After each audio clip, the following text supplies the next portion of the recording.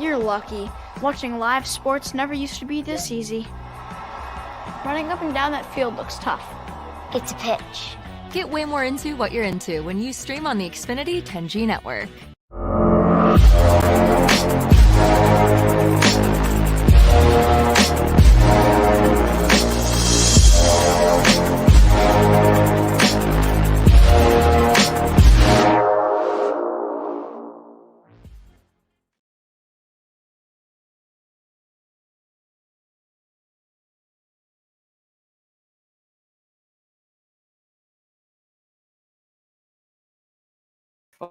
Hi, everybody. Sorry about that. Welcome to Inquire Live at Gameday Central, sponsored by Xfinity, alongside EJ Smith. I am Olivia Reiner. We are coming at you live from the Raymond James press box, getting set for the wild card matchup between the Eagles and the Tampa Bay Buccaneers. EJ, how you doing?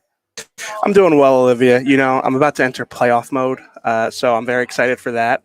It's pretty much the same version of me. It might just be a little bit more tired or ornery, but no, I'm excited for the game. I'm excited to be back in Tampa. A little bit of warm weather, while I think a lot of our fellow Philadelphians are dealing with snow. So very fortunate for that, and like I said, excited for the game. Absolutely. Well, before we get into our conversation today, everybody, you can be a part of it. Head on over to inquire.com/Eagles Gameday. You can leave us a question, a comment, whatever is on your mind. We will address some of those thoughts toward the end of our show today in a segment that we call the Fan Zone. All right, EJ, we have lots to discuss as it relates to the health of this team. We'll start with who we know is out today. Wide receiver A.J. Brown will not play today's game after he sustained a knee injury in Week 18 versus the New York Giants. He did not practice all week and was ruled out pretty early on Saturday morning. So that's a big loss there for the Eagles and their offense. Safety Sidney Brown, he's also out today. He tore his ACL against the Giants and has not yet been placed on injured reserve. So especially, let's go back to Brown. EJ, as we already mentioned, that's a huge loss for this offense. Who do you expect to fill in, really, in terms of targets with Brown out today? Yeah, it's definitely a big loss. We haven't really seen this offense have to operate without A.J. Brown in the last 2 years. And when you think about, when you go all the way back to the last time this offense really was without A.J., was the 2021 season, when the season ended here in the wild card round of the playoffs. I think that the steps that you've seen Jalen Hurts take in that time and just the progress from the offense, it is kind of hard to separate it sometimes with what A.J. Brown brings to that group. I remember that Jalen Hurts that year had a lot of trouble throwing over the middle of the field, throwing with anticipation and timing. Again, A.J. Brown really had, he was helping that because of the fact that he is so effective on in-breaking routes, on slant routes and RPOs and stuff like that. So definitely a huge loss for this offense. I mean, I think that the A.J. Brown plays can sometimes be the easy button that we haven't seen this offense already. Like, they haven't had a lot of those to begin with. So being without AJ, it does leave a big question mark of what this offense is going to look like without him. I'm curious to see what Devontae looks like. He's a tough player. I think he obviously, really didn't have any question about if he was going to play, but, I think that there's still, I think it's still going to be interesting to see if he's affected by the knee injury at the very least. So, the Eagles receiving core has been a strength all year. Being without AJ Brown, huge loss for them. Absolutely. There's a question mark that we still have about one of the Eagles players, and that is safety Reed Blankenship. Going into today's game, he was questionable to play with a groin injury that he sustained against the Giants. We don't yet know for sure if he's going to play or not tonight. However, we did see him out on the field earlier. He was testing out his groin. He came back and he was standing and watching the defensive backs go through some drills. He was not participating in them himself. In my imagination, that would not be a good sign for his availability, but we will know for sure in about 10 minutes or so when the inactives come out. EJ, if Blankenship is not able to play, he's not able to start alongside Kevin Byard, who is going to fill in at safety? Yeah, I think that they have some options. None of them are great options. I think we should get that out of the way first and foremost. We've seen Avonte Maddox play safety in his career. It's been years since he's really played a significant amount of snaps at that position, but I think he could play there in a pinch. I think it changes the dynamic of the Eagles defense, but I guess let's go through the options first. I mean, Tristan McCollum played in that spot a little bit against the Giants last week. He's, practice squad player, undrafted free agent. You had a good story about Tristan McCollum and his twin brother Zion, who plays for the Tampa Bay Buccaneers. We're going to get the shameless plugs throughout the episode this week, so I'm going to make sure to point that out. So I think you could see McCollum in that spot at times too. I'm also curious if, maybe you see like some, again, structural changes to the Eagles defense where Kevin Byard's the lone deep safety, and maybe you do see James Bradbury kind of as like a pseudo safety. We've seen him, be that, dime linebacker or an extra nickel corner in the, sub packages the last couple of weeks. I think you could see that, especially with Darius Slay back. I think the Eagles have some decent options at outside corner, be it Keely Ringo or Eli Ricks. So I think that they have the personnel to kind of mix and match. Again, none of these are great options, an untested player, a little young player interested in who hasn't done it in a while. I definitely think that the options are limited. Mm-hmm. Absolutely. So we're going to get EJ back here in just a moment. But as EJ already mentioned, we've got some players returning from injury as well, including wide receiver Devontae Smith, who was out with a mild ankle sprain last week against the Giants. So he'll make his return today. We already saw him out there warming up on the practice field. So that was good news for him. As you also mentioned, cornerback Darius Slay is set to make his return. He underwent knee surgery in week 15. He's missed the last 4 games, and now he is set to play today. So we're going to see some moving parts a little bit, maybe some faces that we haven't seen out there. Obviously with Slay going back in with outside corner, what does that mean for James Bradbury, Keely Ringo? So some question marks there. Of course, we've also got running back DeAndre Swift returning to action too after dealing with an illness that kept him sidelined in the season finale against the Giants. So, I mean, these are some very important big names that the Eagles are getting back. Quarterback Jalen Hurts, he's also playing. He's expected to play. He is playing. He was not on the injury report at the end of the week after he dislocated his right middle finger against the Giants. He was a full participant in practice on Friday and Saturday. So, we'll see exactly how much the finger affects him and his ability to sling the ball. But with all of these players active against the Eagles today, EJ, what stands out to you about that list and just, kind of getting their reinforcements back after not having some of these players last week?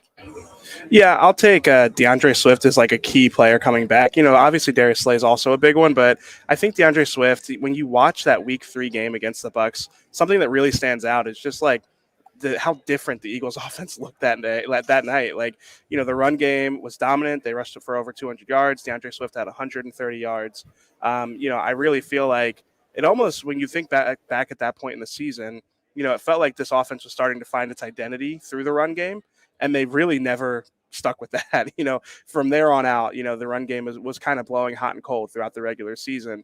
I think that's going to be a point of emphasis for Nick Sirianni this like in this game. I think, reading between the lines of what he said throughout the week, kind of going back to the identity of the team, building it from the offensive line and the defensive line. And I think, he used words like physical and violent, nasty. So I really think that the run game is going to be a big part of what they're going to try and do today. And I think DeAndre Swift obviously is going to play a big part in that.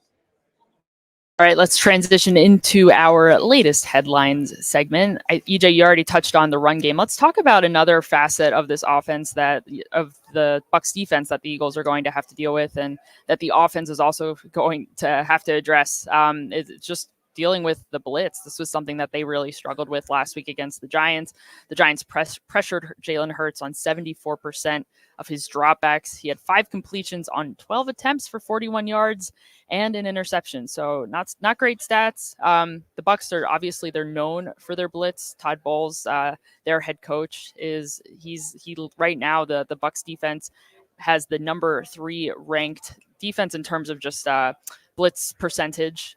So he's known to dial up the pressure. I am sure Nick Sirianni and the Eagles offense have been preparing for this week, just all week long. How can they do a better job tonight at handling the pressure? Yeah, it's one of those things where it's like, I think they knew that Wink Martindale was going to blitz a lot too. He's number 2 in blitz rate in the NFL through the regular season. So it's a little bit concerning because it's a type of thing that the Eagles offense has been struggling with this for years. It just so happens that now they've got these back-to-back games against really blitz-heavy defensive coordinators, or head coach in Todd Bowles' case, like guys who are going to bring a lot of pressure. They haven't always been able to find consistent answers. We talked about Jalen Hurts' middle finger injury. I think that's going to play into this too. How effective is he at throwing the ball, and how effective does it impact him mentally or physically at all? We've seen him throw at practice. It looks like he isn't too affected by the injury. At least watching him throw. I mean, he wore a glove throughout the week. I think that's an interesting thing to keep an eye on today. Before the game, he had gauze wrap over his pointer and middle fingers. I think the passing game in general may not be the answer tonight against Todd Bowles, especially, if you find yourself in situations like a big part of handling the blitz is making sure you're not in situations where, you're in a 3rd and 10 or a 2nd and long. And, Todd Bowles, it's like a known passing situation where Todd Bowles can kind of, dial up something exotic. So we've seen Jalen struggle against Todd Bowles in the past. Again, his progress as a passer has kind of been illustrated through playing against Todd Bowles or disciples of Todd Bowles. But this is going to be a big test for him in this offense. I think based off of their recent track record against the blitz throughout this season, especially last week, I mean, it's a big question mark. We'll see what the plan is on offense. As Eagles fans, you watched this Bucs team earlier this season in week 3. The Eagles won that game 25-11, but that was a long time ago. A lot has changed since then. On that night in particular, the Eagles had a pretty tough day in the red zone, but Jake Elliott was very successful, productive. He went 3 for 3 on his field goals. DeAndre Swift, as EJ already mentioned, rushed for 130 yards. So we'll see exactly what avenue the Eagles offense tries to take going into tonight's matchup. Let's talk a little bit about the Eagles defense. They really haven't fared a whole lot better under Matt Patricia as the play caller in these last 4 games after they stripped defensive coordinator Sean Desai of his play calling duties. They still going up against the Giants last week, and I understand that the starters were more or less pulled toward the end of the second quarter, but the Eagles allowed 306 passing yards against the Giants. The vast majority of those yards came in the first half with the starters still playing, with something technically at the time on the line. So we don't know what Reed Blankenship's status is technically yet at the moment. There's a likelihood that Avonte Maddox could start alongside Kevin Byard. There's some moving parts there. So it might be, I think it's a good question right now. How tough is it going to be for the Eagles defense to really get their feet underneath of them when they have some moving parts on the back end and they're trying to right the ship, EJ? Yeah, it's really hard. I mean, Matt Patricia talked earlier this week about simplifying things, having players play faster. That's a lot harder to do when you don't have guys in the positions that they've spent all year in, or, just having to constantly mix and match. It's something that we saw Sean Desai do a decent job with, actually, in the beginning of the season, but eventually that has caught up to both Desai and now Patricia. You mentioned that things have not really improved under Patricia. I think it's fair to say they've gotten worse considering the competition. And just considering, when you watch this team now, defensively, they look lost.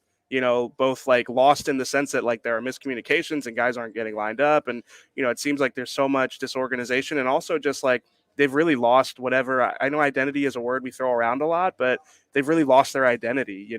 They're not built through the pass rush the way they used to be. The pass rush hasn't been effective pretty much almost the entire second half of the season at this point. I mean, against teams like the Giants and the Cardinals, who struggle to protect the quarterback, they really didn't have sack production.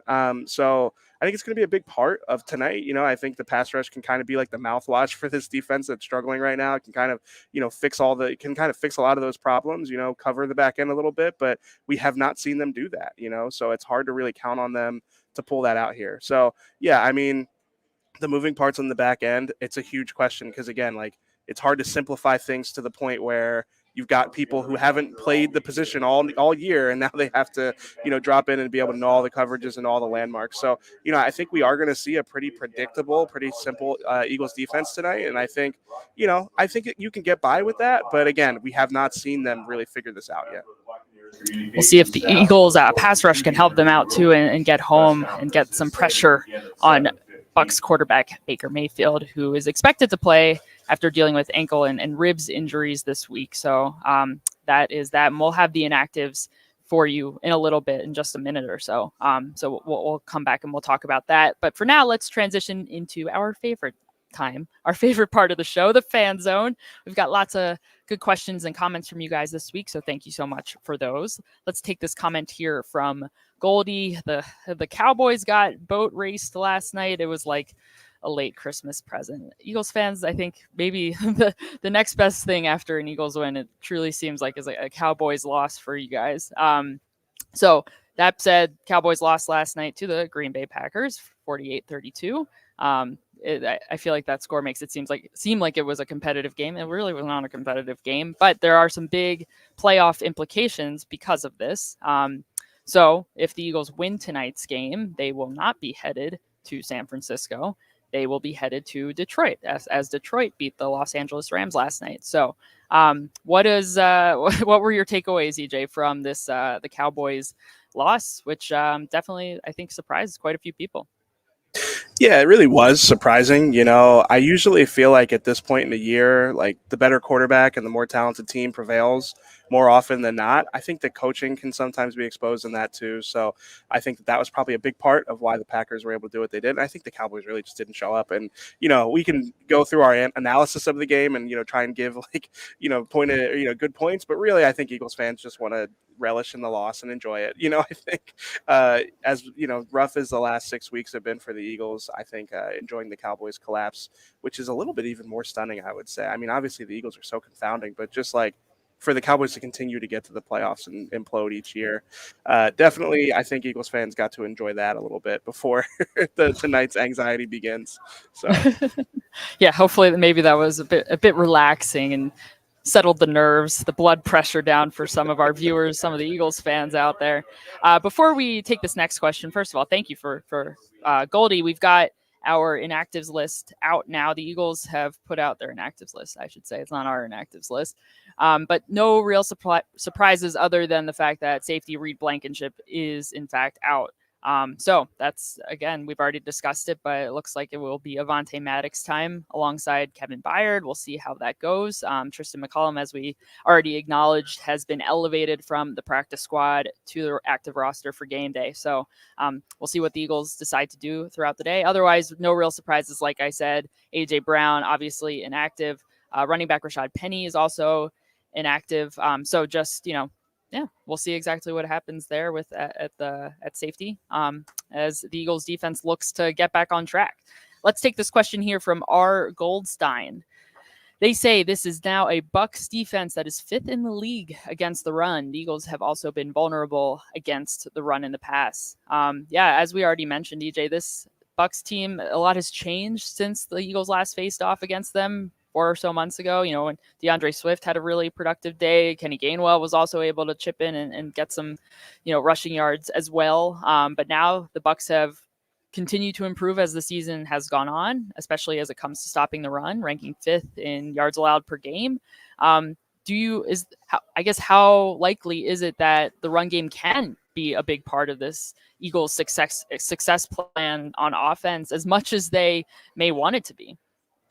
Yeah, I mean, I think you're going to see Todd Bowles sell out at times to stop the run. So I think that's going to be a challenge for them. But I think that a lot of times when you look at, because I used that Tampa Bay metric myself this week, like, the Bucs have not been as bad of a run defense as you would have thought leaving week 3 after that Eagles game. But, I think when you look at run metrics, run defense metrics, when you look at a team's track record over the course of a regular season, it isn't always applicable to the Eagles, I find, because of how unique their run game is, because of, what Jalen Hurts can add to the Eagles run game.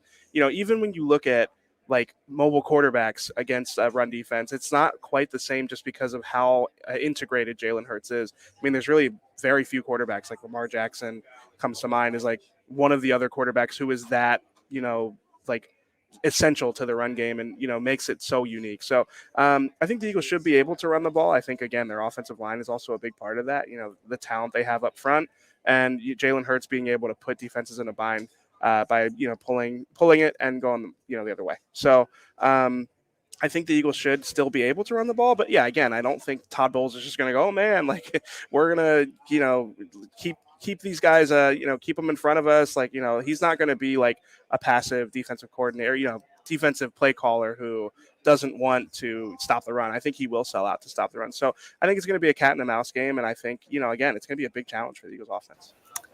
Yeah, it'll be interesting for sure, especially regarding Jalen Hurts and how well he is able to run the ball. He really didn't at all last week. 2 carries for 4 yards against the Giants. His lowest of the season, second to, I believe, is that the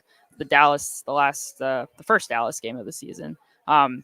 So we'll see how much of a threat he can be on the ground as well. All right, let's transition into our predictions. This is we've got a lot to talk about here. And as always, we are joined by Inquire Eagles reporter Jeff McClain. Jeff, it is wonderful to see you as always. But before we hear your prediction, we would love to hear some of the matchups that you're going to be keeping an eye on in today's game. Well, I know you guys talked about Todd Bowles and the blitz, and that's obviously going to be a big part of this game. How Jalen Hurts and the offensive line and the running backs and maybe even some of the tight ends, how they are able to handle those blitz. I mean, EJ, I heard you talking about, the Bucs and Bowles and selling out to stop the run. And I think that's what we're going to see here. I mean, I don't think it's any secret that the Eagles are going to want to try and get that started with A.J. Brown out, with Jalen Hurts having the dislocated middle finger. So there's a lot of reasons for the Eagles to kind of, do it, even if the box count isn't in their favor. But that being said, this is something that Todd Bowles has done his entire career, stopping the run. He wants to get, he thinks if he can stop running plays on early downs, then that'll make it much more likely that they'll get into unmanageable third downs. That is the offense. And then that's when he can send his blitzers at the Eagles. Now, his blitz packages are different than the ones that we saw two of the last 3 weeks. Wink Martindale and the Giants. He's a little different in how he'll try and hit Jalen Hurts, and we've seen that now. The two times they previously played the Bucs 2 years ago here in the playoffs, Eagles did not do well. Jalen Hurts did not handle it very well, but a lot of that had to do with the fact that they totally shut down the run game. Miles Sanders got nothing going on the ground. Eagles did better in the game at the beginning of the season against the blitz. Not great, but better. The issue, though, is that we've seen kind of this regression later in the season. I kind of throw away the Giants game a little bit in terms of how they handled the blitz because, you had Rashad Penny there at running back. I think two of the pressures that Jalen Hurts got were because of him. So you're getting DeAndre Swift back, and Kenny Gainwell will probably be in there in those situations as well. He's done a better job of picking up blitzes. But yeah, it's definitely an issue for this offense. And Jalen Hurts, it seems like he hasn't trusted his offensive line as much. I think he just, maybe it's his eyes are dipping. He's looking at the line a little more. Trust your offensive line, Jalen Hurts. Trust them. It's one of the best units in the NFL. Yeah, they're not perfect. Kenny Gainwell isn't always perfect. And in terms of the answers, the built-in answers that Nick Sirianni has kind of failed to give you at various points this season, that's not perfect as well. But stay in the pocket, and I think guys will break open for him because you still have Devontae Smith and Dallas Goedert catching balls. Jeff, you mentioned that the Eagles have one of the most talented offensive lines in the league. They have one of the most talented, if not the most talented, centers in the league as well in Jason Kelce. He's going to be facing off against a pretty talented interior defensive lineman in Vita as well. How important will that matchup be really in the scheme of the game? Yeah, I mean, when we talk about stopping, Bucs stopping the run, a lot of it starts with Vita up, in the middle of that defensive line and going against Kelce. And if Kelce's struggled against any type of interior lineman, it's typically been those big nose tackles, and that's Vita. Vita's a really good pass rusher too. It's not all about just stopping the run for him, but those guys they've had their battles over the years, and so you've seen kind of like go back and forth. Vita make it win one, and then Jason will stone him. But I bring up Jason too because, and EJ, you wrote a really great story about this today. I mean, this could be the last we see of Jason Kelce if the Eagles lose. Every year we've been saying this now for like the last 3 or 4 years. I will say that the feeling I get is that this could be it, probably more than the previous 3 or 4. But Jason, having just even talked to him on the side, will wait. He doesn't feel great. But he doesn't feel great by the end of every season in terms of his body and to bang it up. But he's 36. He still can go out on top in terms of, won another first team All-Pro award. He'll take the time to see whether, this is something he can see himself doing. And again, a lot will depend upon how this rest of this postseason plays out. But if the Eagles exit early, my gut kind of tells me that this could be it for Kelce. Mm-hmm. Jeff, we discussed plenty of storylines for today's game and the matchups and everything. With everything in mind, what is your final score prediction for today's game? Yeah, I think it's gonna be a close game. We haven't seen much of that in the playoffs, but this one, I think these two teams come in relatively even. The Eagles are stronger in terms of the roster and the talent, but obviously, what we've seen over the last 6 weeks, they have not played up to that level. So I have the Eagles winning in a squeaker, 24-23. I think the talent ultimately will prevail here. I think getting Darius Slay back is going to be huge for that secondary.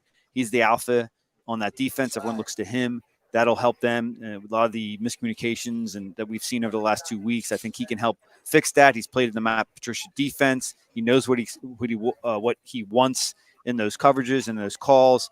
So that, to me, I think that's the one pivotal point, I think, for this team coming in is the fact that they get Slay back. All right, Jeff is going with the Eagles. EJ, what do you think? Yeah, I don't see it the same way Jeff does. I gotta get somebody on the prediction analytics because I feel like whenever I go against Jeff, it doesn't end well for me. So maybe that's a good sign for Eagles fans. I went with the Bucs 27-24. I just don't feel great about this defense figuring this out in the playoffs. I know it's Baker Mayfield. I know he's banged up. I still look at Mike Evans and Chris Godwin and think they're going to be able to put up points. And usually I would feel like the Eagles offense can keep pace with an offense that can put up 27 points. But with A.J. Brown out, with what we saw against, just the last couple of weeks with some of the schematic things, the answers against the blitz, I feel like there is enough there where I don't know if the Eagles are going to be able to keep pace. So I agree with Jeff. I think it's going to be a close game. I think this is a little bit of a toss-up. The Eagles are talented enough to beat this team and go on a run in the playoffs, but we just haven't seen them play the type of football that will be able to, facilitate that type of thing. So, I went with the Bucs 27-24. Like I said, I'm not sure what my track record is against Jeff. I got to go back and look. Crunch the numbers a little bit later, but for now, let's keep it moving. I am also on the same page as EJ for my prediction. I'm going slightly lower scoring, 24-20. However, I'm also picking the Tampa Bay Buccaneers to come out on top.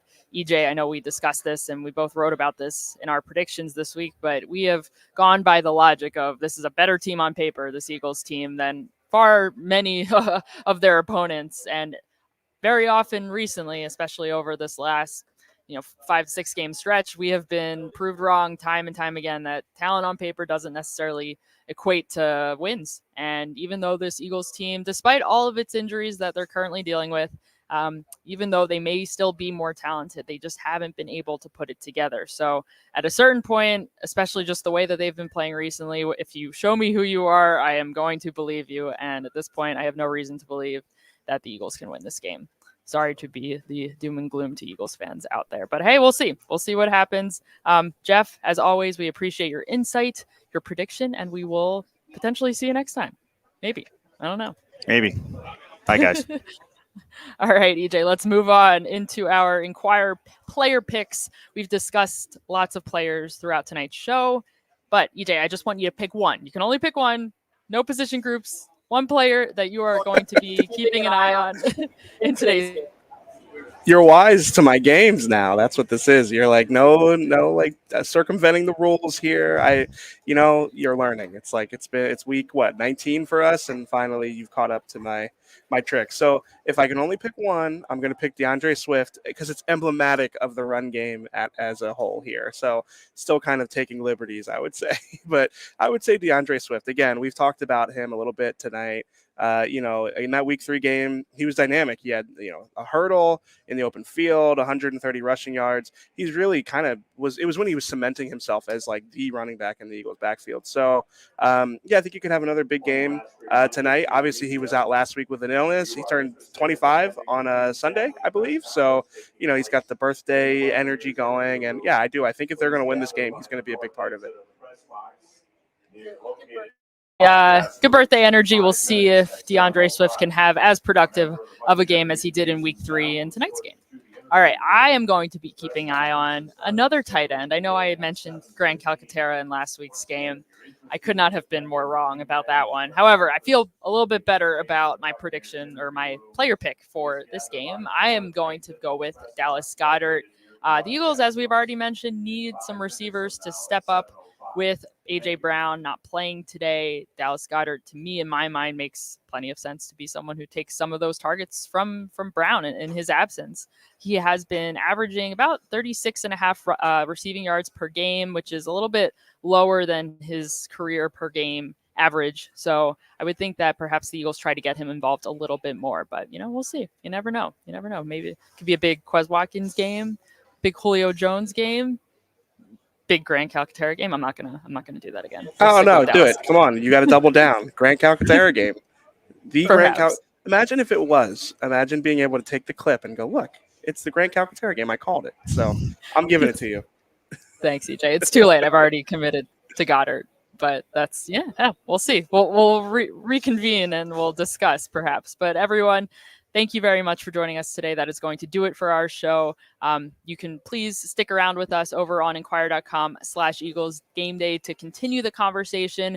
We'll be chatting live from the press box all throughout the game, taking your questions, giving you some of our feedback. So we look forward to seeing you there shortly. That's right. And also remember to stay up to date on all of our Inquire Sports coverage by subscribing to our Sports Daily newsletter. You'll see our most recent articles along with other Phillies, Sixers, and college sports coverage. A lot of the articles referenced throughout this segment will be there. And then you can also keep up with Philly's most seasoned beat reporter on Uncovering the Birds with Jeff McClain. A new episode just dropped recently, so you can listen wherever you get your podcasts, or you can go to inquire.com/podcasts. Thanks very much, everybody. That is all for today. We appreciate you tuning into Game Day Central, sponsored by Xfinity, and we will see you next time.